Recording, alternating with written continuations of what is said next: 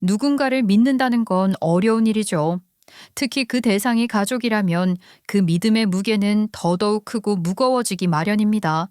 그런데 만약 바로 그 믿음을 발판 삼아 누군가가 여러분을 철저하게 이용하고 아무 죄책감도 없이 무너뜨리려 한다면 여러분은 어떻게 하시겠어요? 가족이라는 이름 아래 감춰진 거대한 거짓. 그 안에서 저는 제 인생을 송두리째 빼앗길 뻔했습니다. 하지만 끝내 저는 그 거짓의 가면을 하나하나 벗겨냈고 마침내 제 삶을 되찾아올 수 있었어요. 오늘 저는 바로 그 이야기, 제 삶의 가장 추악했던 진실과 그 뒤에 찾아온 복수에 대한 이야기를 들려드리려고 합니다. 지금부터 시작할게요. 어릴 적 저는 엄마와 외할머니 손에서 자랐어요. 아버지는 제가 5살이 되던 해 아무런 말도 없이 집을 나갔고 그 뒤로 연락이 완전히 끊겼어요. 가족끼리 사람을 찾는 프로그램에도 문의해보고 경찰서에도 실종 접수도 넣어봤지만 돌아오는 건 늘 추적 불가라는 말뿐이었어요. 엄마, 아빠 언제 와? 우리 딸, 아빠는 말이야, 멀리 여행을 갔어. 아주 오래 걸리는 여행이야. 근데 우리 딸은 엄마랑 외할머니랑 있으니까 하나도 안 해롭지? 엄마랑 외할머니랑 있으니까 괜찮아. 그때는 몰랐어요. 그 말이 엄마가 얼마나 꾹꾹 눌러 삼키고 한 말이었는지. 그때부터 엄마는 외할머니와 함께 미싱 일과 도시락 공장 일을 전전하며 하루하루를 살아내셨어요. 전 유년 시절 대부분을 공장 옆 단칸방에서 보냈는데 좁은 공간이었지만 나름대로의 세계가 있었어요. 책상 대신 밥상 위에 펼쳐놓은 고장난 시계, 선풍기, 작은 장난감들, 뚝뚝 떨어져 나간 부품들을 다시 끼워 맞추고 고장난 걸 고쳐보겠다고 드라이버를 쥐고 있던 제 손은 늘 때가 껴 있었어요. 그게 즐거웠어요. 아이고야, 또 뭘 고치고 있노? 그거 망가뜨리면 안 된다. 망가뜨리는 거 아니야. 고치는 거야. 봐, 여기 이거 끼우니까 다시 돌아가잖아. 얘는 진짜 손재주는 어디서 났는지 모르겠네. 이런 건 알려준 적도 없는데 혼자서 다 하더라니까. 아마 그 시절의 기억이 지금의 저를 만든 게 아닐까 싶어요. 저는 자연스럽게 무언가를 설계하고 조립하고 조율하는 손재주를 익히게 됐고 고장난 걸 고쳐서 다시 움직이게 만드는 그 과정이 너무 좋았어요. 그래서였을까요? 공부도 늘 좋아했고 성적은 항상 상위권이었어요. 무엇보다 무언가를 만들어내고 설계하는 일에 관심이 많았고 결국 건축학과에 진학하게 됐어요. 대학 입학은 장학금을 받고 했어요. 성적 우수 장학금이었고 덕분에 엄마가 등록금 걱정은 덜어도 된다고 너무 기뻐하셨어요. 우리 딸 너무너무 대단해. 누구 하나 도와주는 사람도 없이도 혼자서 이만큼 해내잖아. 엄마, 등록금 걱정 안 해도 돼. 나 이번에 장학금 받았어. 고마워 우리 딸. 엄마가 뭐 해준 것도 없는데. 아, 엄마, 그런 말 하지 마. 엄마가 얼마나 나한테 해준 게 많은데. 나 꼭 멋진 건축사 돼서 멋진 집도 지어줄게. 그니까 엄마도 할머니도 오래오래 살아야 돼. 알았지? 그렇게 대학을 다니면서 저는 건축구조 기술사 자격까지 취득했어요.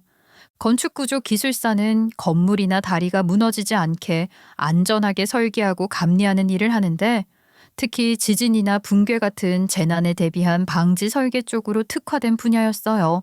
아무래도 어린 시절부터 고치는 일에 익숙했던 저로선 이 일이 딱이었죠. 그렇게 건축회사에 취업을 했어요.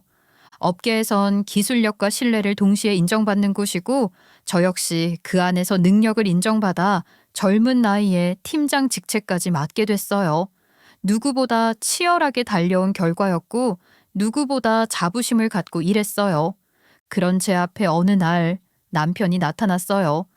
남편은 다른 건축회사에 다니다 저희 회사로 이직해온 직원이었고 저보다 약간 늦게 입사했지만 워낙 일머리가 좋고 눈치도 빨라서 사람들과 금세 친해졌어요. 나중엔 같은 프로젝트에 배정되면서 같이 밤샘 회의도 하고 카페에서 도면 그리며 투닥투닥 다투기도 했어요.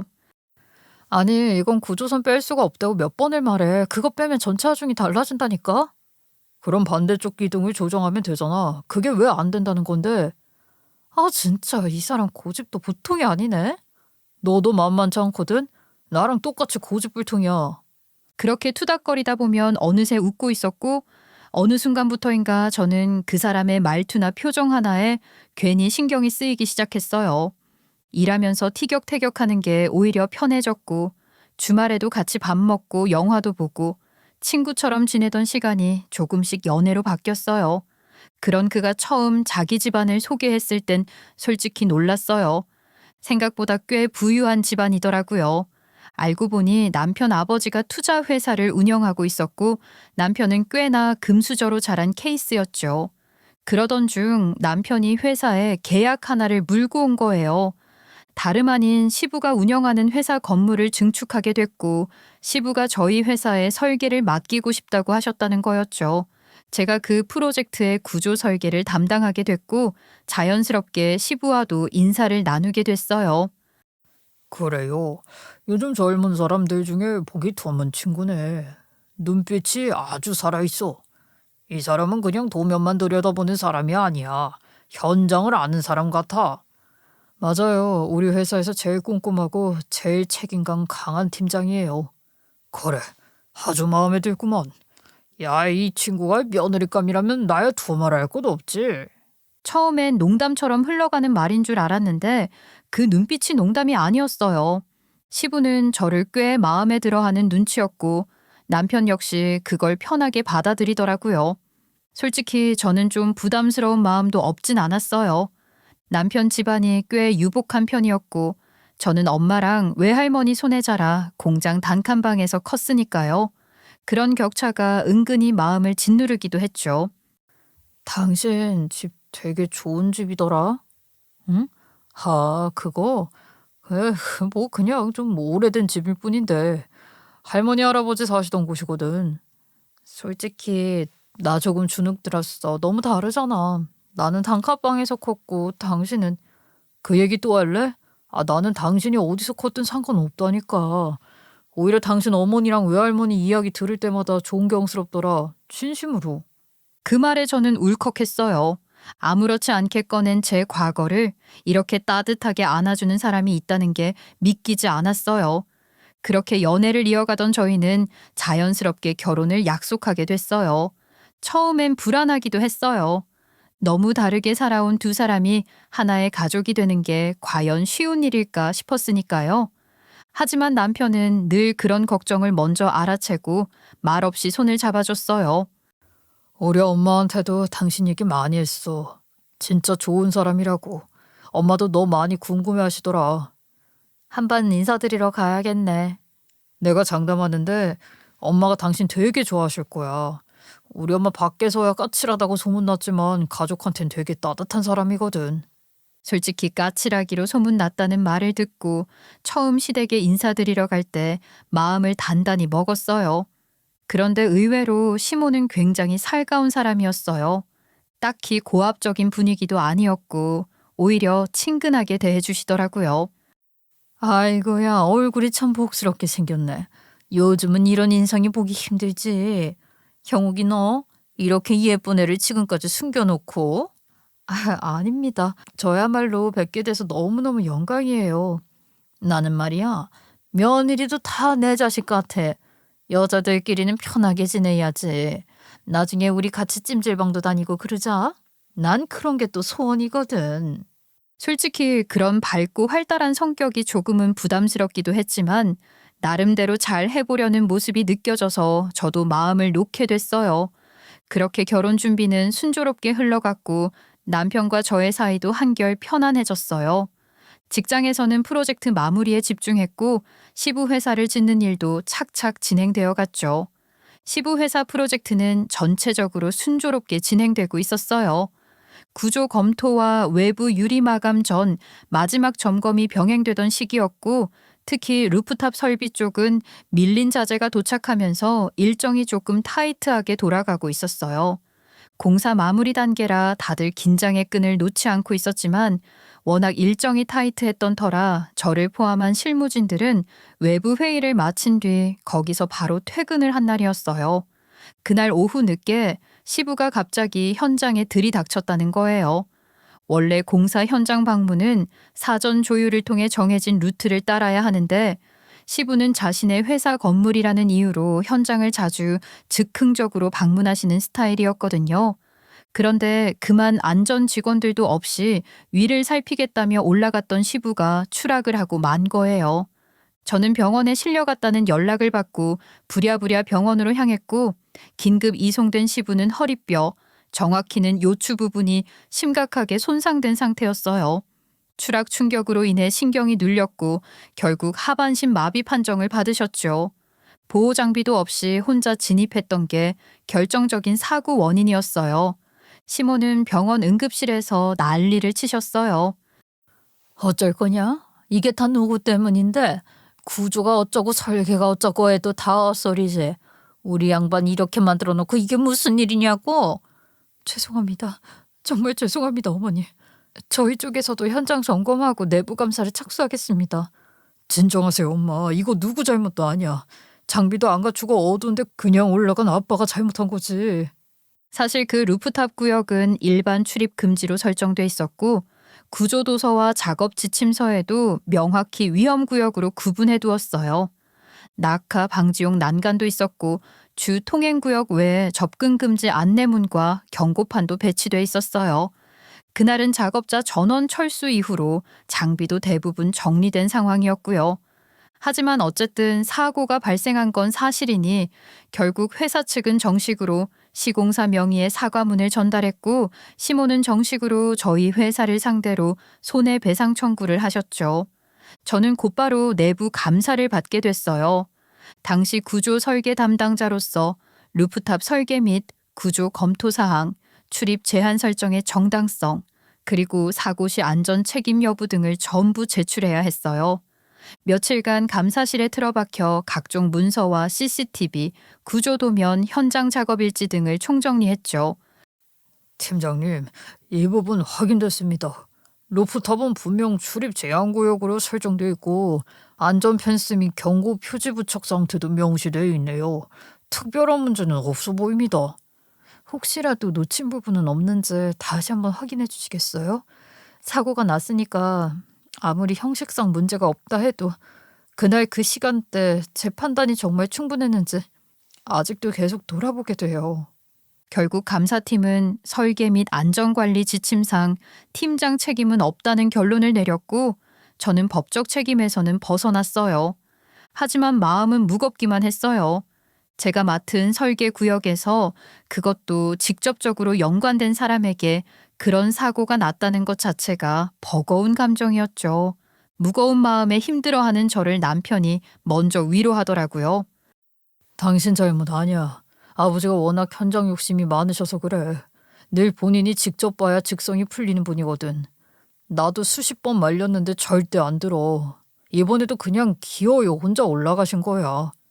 그래도 안전 설계 담당은 나였잖아. 아무리 출입 금지 구역이었다 해도 뭔가 더 할 수 있지 않았을까 싶어서 마음이 계속 걸려. 당신이 뭘 어떻게 더 했어야 한다는 거야. 그냥 이건 아버지 성격 때문이야. 당신 잘못 아니야. 그러니까 제발 죄책감 갖지 마.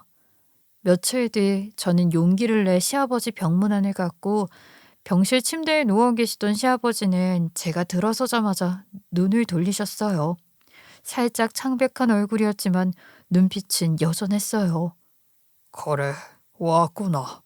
얼굴 좀 보자. 그날 내가 괜히 객기 부린 거지 네 탓 아니다. 아버님, 아니에요. 저 때문에. 아니야. 그날 나도 알아. 직원들도 없는데 내가 기어이 올라간 거잖아. 내가 책임질 일이지 넌 아무 잘못 없다. 그래. 나도 그날은 너무 흥분해서 네 탓을 했다만 죄책감 행여나 갖지 말어라. 알았지? 그 말을 들으니 오히려 더 죄송해지더라고요. 한편으로는 동시에 이 사람들 정말 괜찮은 사람들이구나 하는 생각이 들었어요.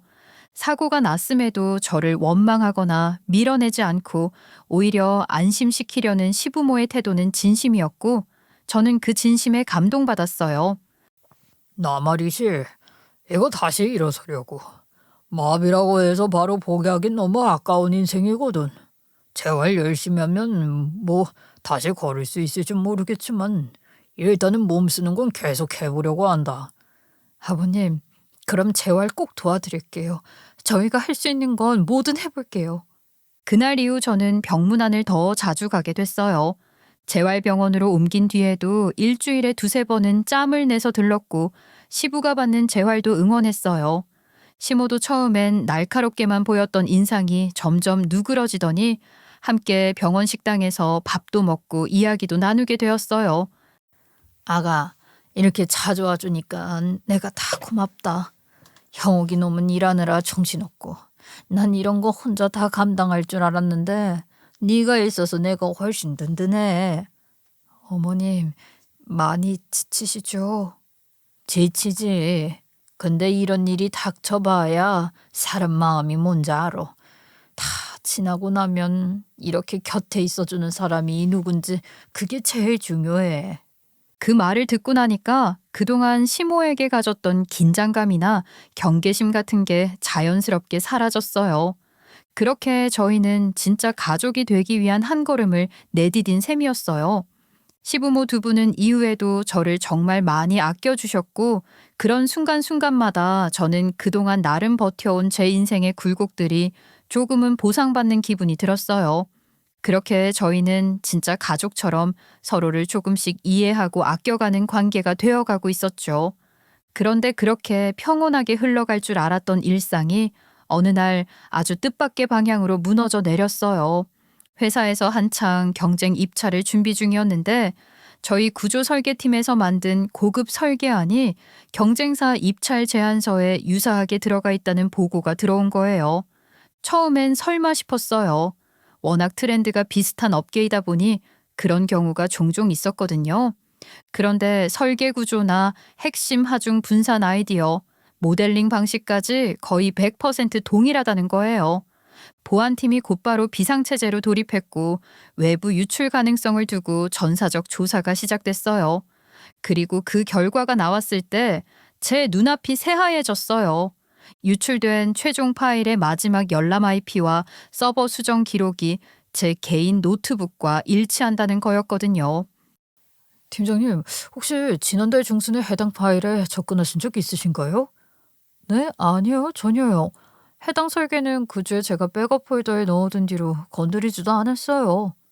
그런데 로그 상으로는 팀장님 개인 노트북에서 마지막으로 수정된 걸로 기록돼 있습니다. 내부에서 나온 게 맞고요. 그 접속 시간대에도 팀장님이 근무 중이셨고. 그 말을 듣는 순간 머리가 띵했어요. 저는 정말 그런 적이 없었어요. 오히려 그 파일은 보안이 너무 철저해서 일부러 암호화도 이중으로 해놨던 문서였거든요. 그런데 제 기기에서 마지막으로 열람됐다고 하니 아무리 생각해도 말이 안 됐어요. 잠깐만요. 그 시간대에 저 자리에 없었어요. 회의실 갔다가 사장님 방에도 들렀었고 중간에 자리 비운 시간도 꽤 돼요. 그동안 누가 제 노트북에 손을 댔을 수도 있잖아요. 팀장님, 저희가 그렇게 단정짓는 건 아니에요. 다만 회사 전체에서 보안 사건이 발생한 상황이라 어느 누구도 예외 없이 조사를 받아야 하거든요. 협조 부탁드리겠습니다. 그때부터였어요. 사무실 안 분위기가 달라졌죠. 누구도 대놓고 뭐라 하진 않았지만 사람들의 시선이 묘하게 바뀌었어요. 같이 밥 먹던 동료가 갑자기 도시락 자리를 다른 팀 쪽으로 옮기고 회의 중에도 제 의견에 고개를 끄덕이던 사람들이 말없이 메모만 하기 시작했죠. 그나마 저를 감싸준 건 대표님이셨어요. 제겐 멘토이자 친언니 같은 분이었죠. 박 팀장 그럴 사람 아니야. 내가 몇 년을 옆에서 지켜봤는데 진짜 회사밖에 모르는 거 다들 몰라? 나보다도 더 보안 규정 깐깐하게 지키는 애라고. 하지만 그 말도 오래가지 못했어요. 사건이 길어지자 대표님도 고민하시는 듯 했어요. 어느 날 회의실로 저를 따로 부르시더니 조심스레 말씀을 하시더라고요. 너무 걱정 말고 잠깐 숨 고른다 생각하자. 네가 억울한 거 나도 알고 시간이 지나면 다 밝혀질 거야. 근데 지금 회사 분위기가 좀 그래. 너한텐 미안한 말인데 잠깐 휴직하고 결혼 준비에 집중하는 게 어떻겠니? 대표님, 저 정말 그런 짓 안 했어요. 저는 파일도 건드린 적 없고 오히려 그날 중간에 회의실 가느라 노트북 열어둔 채로 자리 비운 적도 많아요. 알지, 안다니까. 근데 분위기라는 게, 조직이라는 게 그렇지 않니? 일단 이번 프로젝트에선 빠지는 게 너한테도 좋을 거야. 그게 너 지키는 길이야. 그러자 진경아, 응? 결국 저는 자의반 타의반으로 일을 쉬게 됐어요. 책상에 앉아 마지막으로 정리한 파일들을 USB에 옮기면서 울컥한 감정이 목까지 차오르더라고요. 아무도 제 말을 믿어주지 않았고 그저 상황 관리 차원에서 조용히 빠져달라는 말밖에 들을 수 없었어요.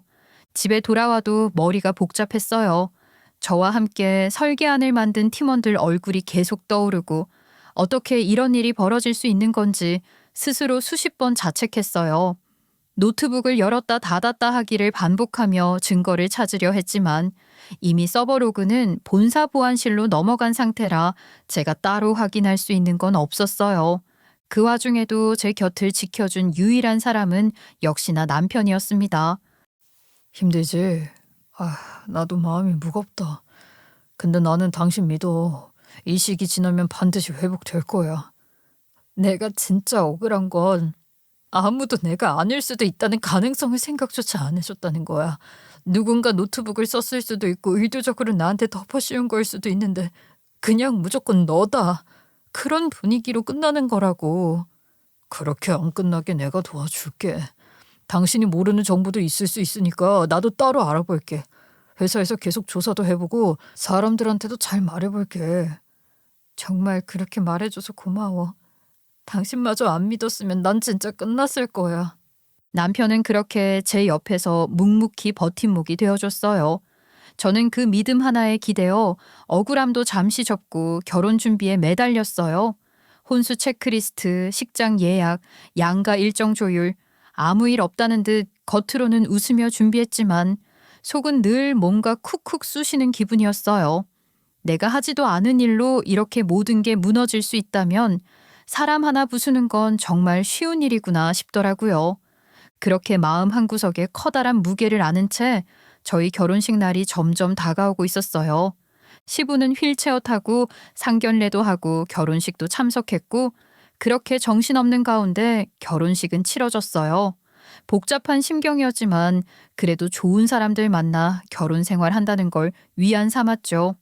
그리고 결혼식 다음 날 저희는 신혼여행을 떠났어요. 사실 전 솔직히 여행이고 뭐고 다 미루고 싶을 만큼 지칠 대로 지쳐 있었지만 남편이 그동안 고생했으니 여긴 꼭 가자며 비행기표, 숙소, 일정까지 모두 준비해왔기에 고마운 마음으로 따라갔어요. 그렇게 도착한 곳은 몰디브. 그림 같은 바다와 고요한 휴양지에 도착한 첫날, 저는 몇 년 만에 처음으로 나를 내려놓고 쉬었던 것 같아요. 남편은 계속 저를 웃게 하려 했고 남편이 준비한 와인과 디너, 요트 투어 덕분에 오랜만에 깊은 행복감에 빠져 있었죠. 그렇게 짧은 신혼여행을 마치고 돌아와 신혼집 현관 비밀번호 4자리를 누르고 신혼집 거실에 발을 디딘 그 순간 저는 정말 눈앞에 펼쳐진 광경이 믿기지 않았어요. 그곳은 제가 하나하나 골라 꾸민 공간이었어요. 고된 야근을 마친 저를 맞이하던 따뜻한 조명, 새 가구 냄새 가득한 공간, 제가 처음으로 내 집이라고 느꼈던 곳. 근데 그 한가운데 어처구니 없는 것들이 들어서 있었거든요. 커다란 병상용 침대, 호흡 보조 장비, 특수 간병용 카트, 기저귀 교환대, 어디서 봐도 병원 중환자실 한복판처럼 보이는 장비들이 가득했고 그 병상 위에는 시부가 정자세로 누워 있었어요. 심지어 하얀 시트까지 깔린 상태였고 그 옆엔 시모가 두 손을 모으고 무표정하게 서 있었어요. 제가 뭐라 말도 꺼내기 전에 시모가 먼저 입을 열었어요. 예, 마침 잘 왔다. 나 힘들어 죽겠으니 네가 좀 할래? 이제 네가 며느리니까 아버지 기저귀 좀 갈아야지. 기저귀요? 정성껏 닦아드려야지 당신. 도의적으로는 책임이 있잖아. 있지 않았지? 당신이 그 건물 안전 총책임자인 거. 당신 때문에 이렇게 되신 건데 고작 이 정도도 못한다고 할 건 아니지? 그 순간 저는 역함의 토가 치밀어 올랐어요. 머리가 하얘지고 다리가 휘청거릴 정도로 역겨웠고 숨이 코끝까지 차올랐어요. 지금 이 사람들 진심인가? 하지만 그들의 표정은 전혀 흔들림이 없었어요. 웃고 있고 차분했고 마치 이 모든 게 당연하다는 듯한 얼굴이었어요. 말도 없이 저는 조용히 방으로 들어갔어요. 그리고 옷장 문을 열고 옷가지를 챙기기 시작했어요. 트렁크 하나 꺼내 들고 속옷부터 티셔츠, 양말까지 차례차례 던져 넣었죠. 지퍼를 닫는 그 순간까지도 거실에서 그 사람들은 믿을 수 없다는 듯 절 바라보고 있었어요. 기저귀도 안 갈고 어디가? 너 지금 뭐 하는 거야? 지금 상황이 장난인 줄 알아? 어딜 도망가겠다는 거야? 그 말에 저는 천천히 트렁크 손잡이를 세우고 거실로 나왔어요. 그리고 단 한마디로 모든 상황을 뒤집어 놓았죠. 가긴 어딜 가? 니들 전부 내보내려고 준비하는 거지. 제 한마디에 거실은 순식간에 얼어붙었어요. 시모는 눈이 휘둥그레졌고 남편은 뭔가 말문이 막힌 듯 머뭇거렸어요. 저는 천천히 시부에게 다가갔어요. 침대 위에 누워있는 시부 얼굴을 내려다보며 또박또박 말했어요. 쇼 이제 그만하지. 당신 하반신마비 아니잖아. 벌떡 일어날 수 있는 거 다 알고 있어. 무슨 소리를 하는 거냐? 그 말을 들은 시부는 얼굴 근육이 경직되며 눈이 휘둥그레졌어요. 깜짝 놀란 표정이 그대로 드러났고 손가락 끝이 살짝 움직이는 게 제 눈엔 다 보였어요. 바로 그때 남편이 다급히 제 쪽으로 다가오며 손목을 잡으려 했어요. 무슨 소리야? 지금 당신 무슨 헛소리를 하는 거야? 헛소리? 그래? 그럼 이건? 저는 가방 안에서 USB 하나를 꺼내들고 남편 눈앞에 흔들었어요. 네가 설계도 유출해서 경쟁사에게 넘긴 거 그거 다 들통났어. CCTV도 로그도 이메일도 다 확보된 상태라고 이 파렴치한 새끼야. 남편은 그 말을 듣자마자 얼굴이 하얘졌어요. 그토록 태연하던 표정이 일그러지고 이마에 식은땀이 맺히기 시작했죠. 당신 지금 무슨 오해를 하고 있는 거야? 그거 내가 한 게 아니야. 그래? 그럼 경찰에 가서 얘기하자. 네 말이 맞는지 내 말이 맞는지. 수사 결과 나오면 알겠지. 자, 이게 다 무슨 얘기냐고요? 이 모든 기막힌 진실의 시작은 아이러니하게도 신혼여행 중에 일어났습니다. 남편과 함께 떠난 해외 여행지에서 저는 오랜만에 긴장을 내려놓고 있었고 남편은 매일 아침마다 운동은 루틴이니까 빼먹으면 안 된다며 헬스장에 다녀오겠다고 숙소를 나서곤 했어요. 저는 피곤도 풀 겸 방 안에서 여유롭게 쉬고 있었고요. 신혼여행 셋째 날 남편은 늘 하던 대로 수건 하나 들고 방을 나섰고 저는 침대에 기대어 간단히 스트레칭을 하다가 핸드폰 진동에 고개를 돌렸어요. 회사 대표님의 이름이 뜬 화면을 보며 순간 망설였어요. 이제 막 휴직 중인데 웬 전화지? 그냥 넘기려다 뭔가 촉이 이상해졌어요. 결국 손끝이 움직였고 통화 버튼을 누른 순간 대표님의 목소리가 들려왔어요. 그리고 그 말은 저를 송두리째 뒤흔들어 놓았죠. 너희 남편 추영욱 그 인간이 네 설계 도면을 외부로 넘겼다는 정황이 나왔어. 심지어 그 도면이 지금 경쟁사 입찰 자료에 들어가 있어. 그 말을 듣는 순간 핸드폰이 손에서 미끄러질 뻔했어요. 머릿속이 하얘지면서 숨이 멎는 기분이었죠. 그저 헛소문이겠지, 오해겠지 싶었지만 대표님의 말은 멈추지 않았어요. 예, 그리고 더 큰 문제가 하나 더 있어. 너 놀라지 말고 들어라. 너희 시아버지 추락사고 당시 진짜 떨어진 게 아니라는 증거도 나왔어. 네? 아니 대표님, 그게 다 무슨 말이에요? 심장이 내려앉는다는 말, 저는 그때 처음 실감했습니다. 진짜로 쿵 소리가 날 정도로 저는 의자에 털썩 주저앉았고 손이 덜덜 떨리기 시작했어요. 대표님, 그게 무슨 말씀이시냐고요? 아버님이 무슨... 우리도 처음에 믿을 수 없었어. 근데 지금 경찰이랑 공조 중이야.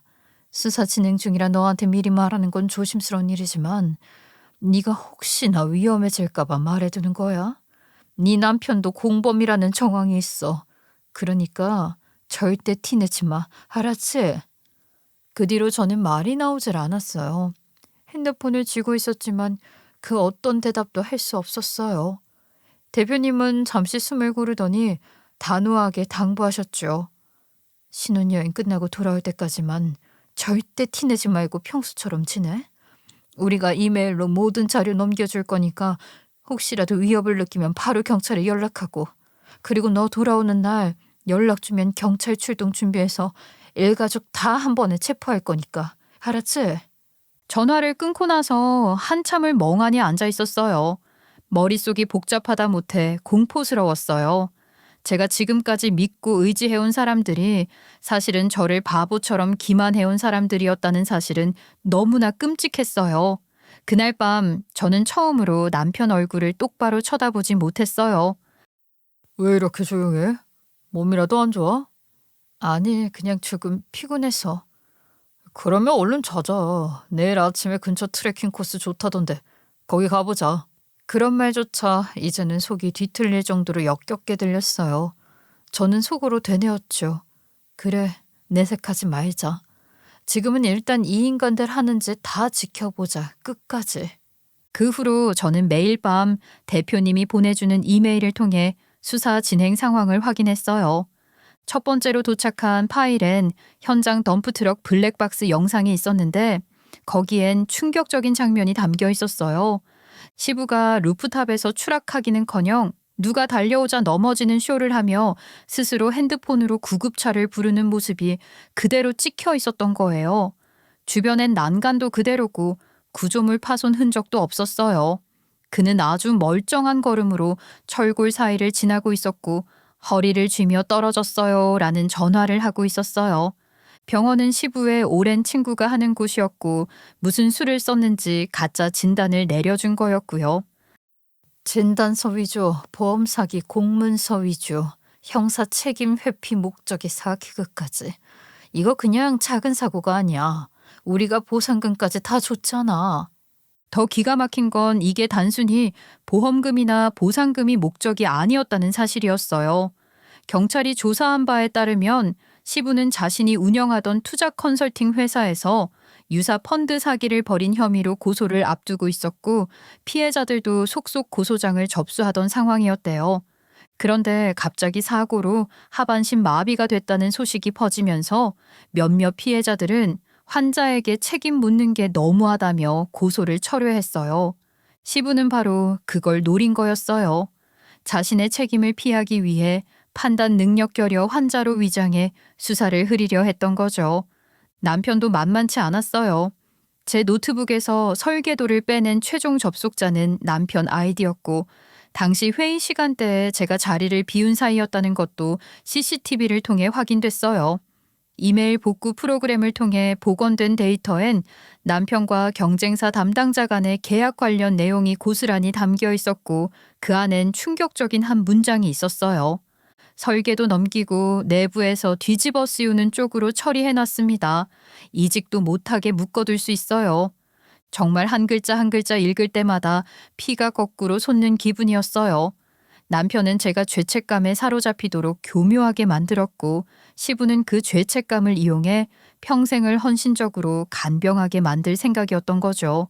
가족이라는 이름으로 사랑이라는 명분으로 저는 아주 정교하게 설계된 감옥 안에 가둬질 뻔했던 거예요. 이제는 알겠더라고요. 시모가 처음부터 지나치게 살갑게 굴던 이유, 시부가 재화를 핑계로 저를 자꾸 불렀던 이유, 남편이 도의적 책임을 말하며 저를 부드럽게 조종하려 했던 모든 말들 다 계산된 거였다는 걸요. 하지만 이젠 끝이었어요. 저도 똑같이 철저하게 준비해서 그 위선을 낱낱이 까발려줄 차례였죠. 거실은 마치 시간이 멈춘 듯 고요했어요. 제가 내뱉은 마지막 말은 설계도 유출해서 경쟁사에 넘긴 거 다 들통났어 라는 말이 그대로 공기 중에 남아 정적을 눌러앉게 만들었죠. 시부는 병상 위에 여전히 정자세로 누워 있었고 시모는 멍한 얼굴로 저를 쳐다봤고 남편은 입을 꾹 다문 채 손끝만 떨고 있었어요. 그때 거실 한복판에서 갑자기 뭔가가 벌떡 튀어나왔어요. 시부였습니다. 그동안 미동도 없던 시부가 침대에서 벌떡 일어나더니 그대로 맨바닥에 무릎을 꿇었어요. 손을 모으고 고개를 푹 숙이고 바닥에 이마를 닿을 듯 붙이더니 절절하게 비비기 시작했어요. 내가 다 잘못했다. 한순간에 욕심이 이렇게 돼버린 거야. 내가 진짜 이렇게까지 될 줄은 몰랐다고. 한 번만 용서해줘라. 그 말이 끝나기도 전에 시어머니가 울음을 터뜨리며 잽싸게 달려와 제 다리를 붙잡았어요. 그대로 엎드려서 제 종아리를 끌어안고 마치 미친 사람처럼 울부짖기 시작했죠. 아가야, 아니야, 오해야. 네가 잘못한 거야. 우리가 그런 나쁜 뜻으로 그런 거 아니었다. 진짜야, 너도 알잖니. 내가 너 얼마나 좋아했는데, 어? 그 절규 섞인 목소리가 거실에 울려 퍼지는데 전 아무런 감정이 들지 않았어요. 눈물 한 방울 나지 않았고 숨조차 고르지 않았어요. 그저 우습다는 생각만 들었어요. 이 인간들, 내가 몰랐으면 지금도 거기 누워있고 시몬은 기저귀 좀 갈아라며 절 죄책감으로 눌러가며 내 인생을 질질 끌고 갔겠죠. 이 모든 연극을 계속 이어갔겠죠. 그런데 이제 들켰다고 이렇게 고개 숙이는 걸 뭘 보고 믿겠어요. 미안해, 여보, 진짜 미안해. 나도 아버지가 이렇게까지 할 줄은 몰랐어. 나는 그저 잠깐만 흔들렸던 거야. 도면 넘긴 것도 계약한 것도 다 내가 바보였다. 그러니까 제발 한 번만 용서해 주라. 우리 다 없던 일로 하고 다시 시작하자. 나 당신 없으면 안 돼, 어? 정말 웃긴다. 아니, 지금 빌어봐야 뭐가 바뀌는데. 내가 몰랐으면 평생 이렇게 살게 했을 거잖아. 계속 이용하고 계속 조종하고 계속 죄책감 찔려서 무릎 꿇게 했을 거잖아. 세 사람 모두 말이 없었어요.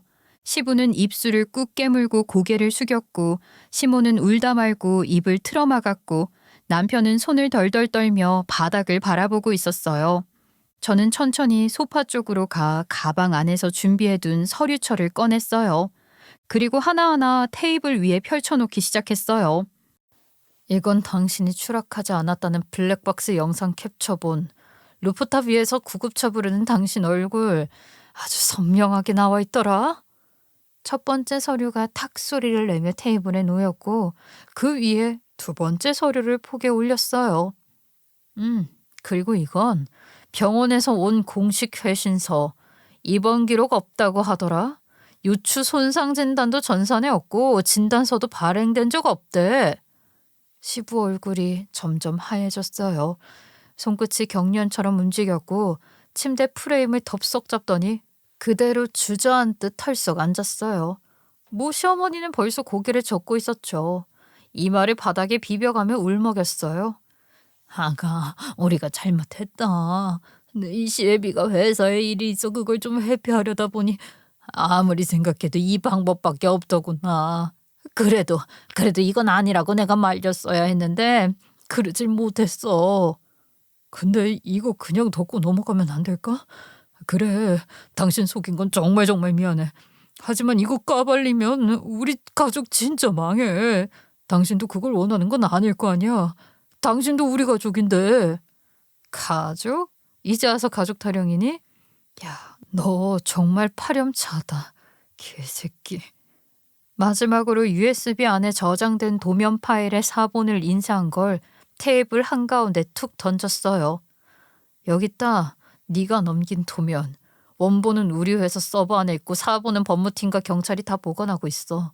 너희가 지금 이걸 다 찍고 불태운다고 해도 아무 소용없단 얘기야.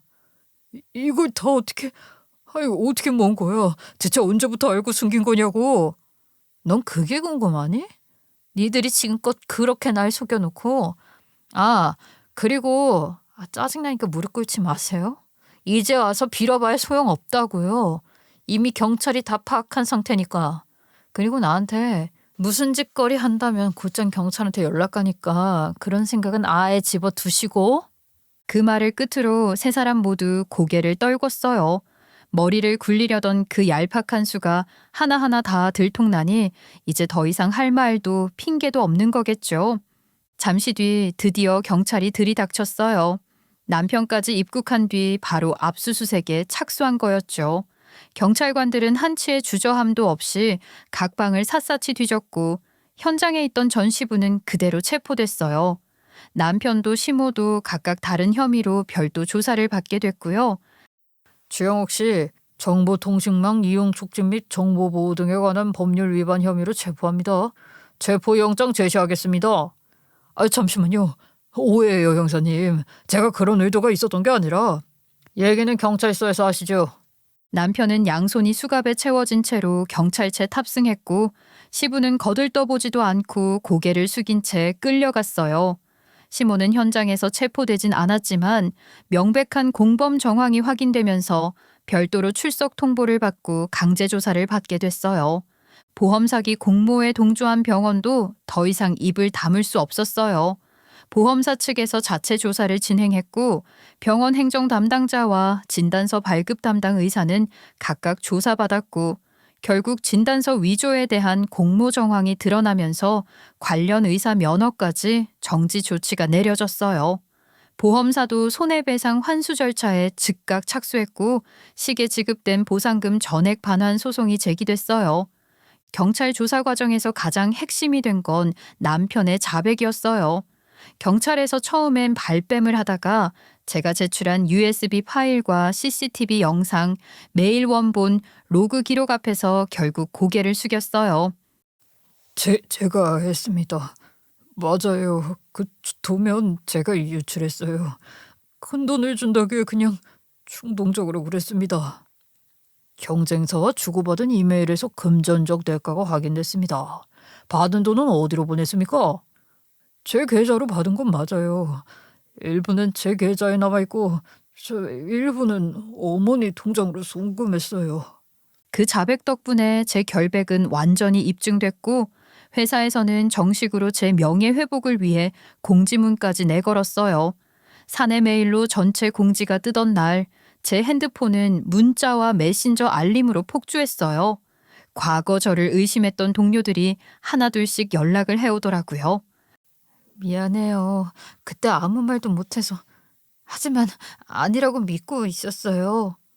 정말 몰랐어요. 오해해서 죄송합니다, 팀장님. 그리고 회사에 복귀한 첫날 대표님이 사무실 한가운데에서 제 손을 꼭 잡았어요. 다시 돌아와줘서 고마워. 네 자리 항상 비워놨어. 너 없어서 사무실 공기부터 달랐다고 다들 말했어. 감사합니다. 그리고 감사드려요. 덕분에 살았어요. 이 신세를 어떻게 갚죠? 신세는 무슨, 억울하게 몰릴 때 내가 끝까지 못 지켜줘서 더 미안하지. 그 말에 저도 눈시울이 뜨거워졌어요. 그러나 저는 눈물을 보이지 않았어요. 이제 그런 감정은 혼자 있을 때만 꺼내기로 했거든요. 사무실 책상에 앉았을 때 동료 몇 명이 커피를 놓고 가면서 고개를 숙였어요. 미안했어요. 그땐 우리가 다들 상황에 휩쓸려서. 괜찮아요. 그럴 수 있죠 뭐. 그건 정말 진심이었어요. 저는 그들을 미워하지 않았어요. 상황은 누군가를 의심하게 만들기도 하고 침묵하게도 만들잖아요. 그런 상황이라면 제가 의심을 받는 것도 어쩌면 당연했죠. 저는 다만 절 그런 위기에 빠뜨린 그 쓰레기들한테 복수할 기회를 얻은 것만으로도 충분했어요. 그리고 그 쓰레기들은 모두 말 그대로 전부 박살이 났습니다. 전 시부는 보험 사기와 의료 기록 위조 혐의로 정식 기소됐고 법원은 구속 상태로 재판을 진행했어요. 시부 측은 고령이며 건강상 이유로 보석을 신청한다고 했지만 검찰은 조직적인 기획 사기였다는 점을 들어 강력히 반대했고 결국 법원은 구속 상태 유지 결정을 내렸어요. 나이가 많다고 해서 제가 가벼워지지 않습니다. 특히 본 사건은 단순 실수가 아닌 계획된 범죄입니다. 그 한마디로 전 시부는 그대로 철창 신세를 지게 됐어요. 인생 말년을 구치소에서 보내게 된 거죠. 남편은 기업 기밀 누설, 업무상 배임 공갈, 위계에 의한 업무방해 등 복합 혐의로 징역형을 선고받았어요. 회사가 입은 손해는 물론 경쟁사와 결탁한 행위 자체가 심각한 사회적 신뢰 위반으로 간주되어 형량이 높아졌어요. 변호사는 초범이고 반성하고 있다며 가명을 주장했지만 재판부는 냉정했어요.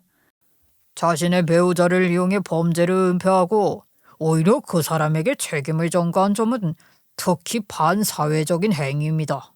그리고 시모는 범행 공모자이자 방조자로서 조사받았고 법원은 사회봉사 명령과 벌금형을 선고했어요.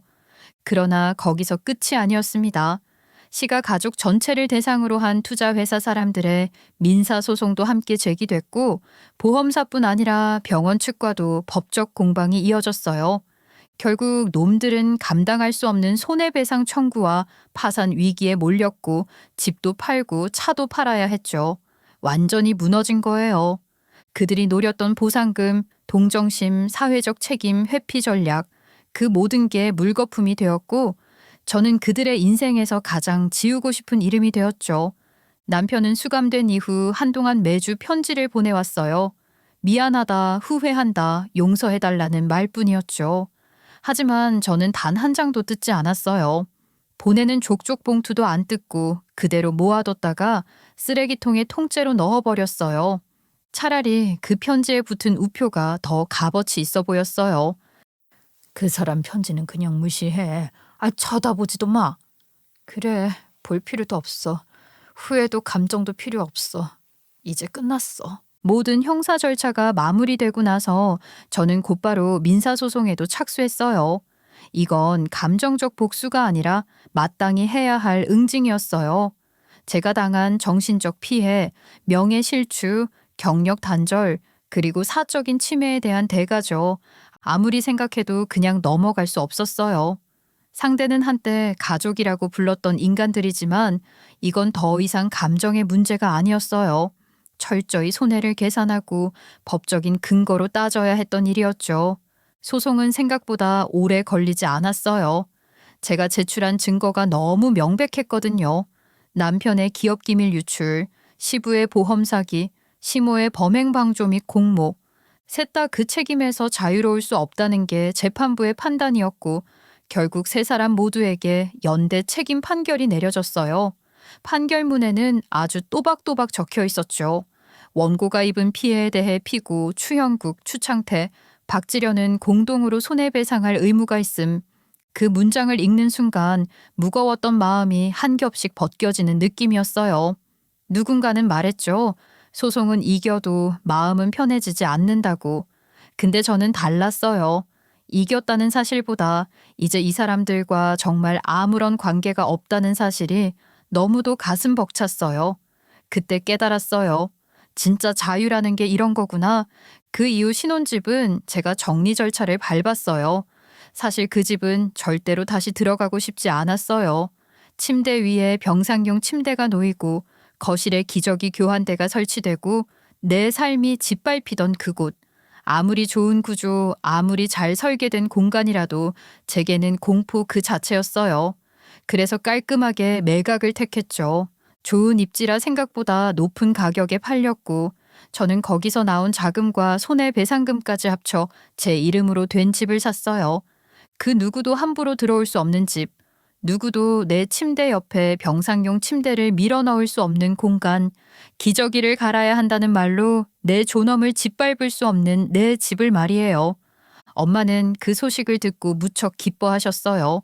집들이 겸 놀러 오셔서 곳곳을 둘러보시곤 이렇게 말하셨죠. 이제 진짜 네 세상이다. 아무한테도 휘둘리지 말고 여기서 마음껏 웃고 살아.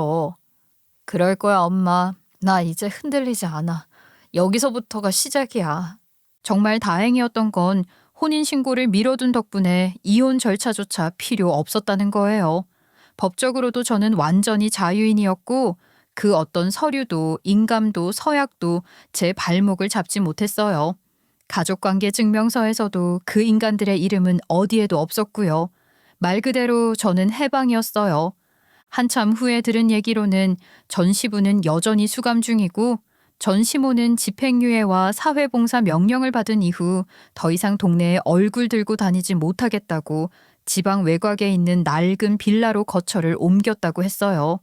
그 집은 아는 사람도 없는 동네라던데 어쩌면 그게 그 사람에겐 제일 큰 벌이었을지도 모르겠어요. 사람들 앞에서 당당하지 못한 삶, 어디서든 숨고 피해야 하는 존재. 그게 진짜 몰락이니까요. 그리고 가장 웃긴 건 전 남편이었어요. 감형을 위해 반성문을 쓰고 저한테 탄원서 좀 내달라고 했다더라고요. 본인 변호사를 통해서 정말 반성하고 있습니다. 피해자가 선처해 주시면 이런 헛소리를 남겼던 모양이에요.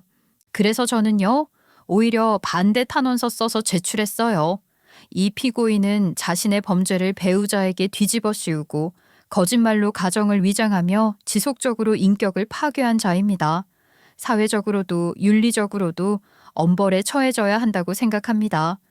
그렇게 또박또박 써서 판사님이 단 한 줄도 의심하지 않도록 확실하게 써서 보냈어요. 뻔뻔함에도 한계가 있어야지 말이야. 지금 저는 대형 건축물 프로젝트에서 구조물 안전 진단 총괄을 맡고 있어요. 기술사 자격을 활용해서 각 건축 현장마다 위험 구조 요소를 체크하고 설계 개선을 권고하는 업무예요.